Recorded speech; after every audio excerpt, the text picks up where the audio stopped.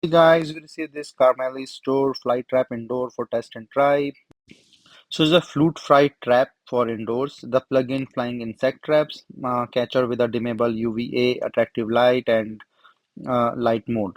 So as you can see, comes in a pack of two, and the two stickers set or the two refill set. There's a manual that describe the process. So let me just open one and show it to you. So this is the bus mosquito trapper, and this is the plastic thing with the plug in here, and you can see like the switch here. So you can use it as a night light, or you can also switch towards the UVA light, and then you can just put in these refills. So this is a card. So this card have one side as a glue and the other as a card. So you can just put in this glue thing on the back with the backing thing. So what happens is like the mosquito and the fly coming towards it get stick on it, and this is the light you can just plug in.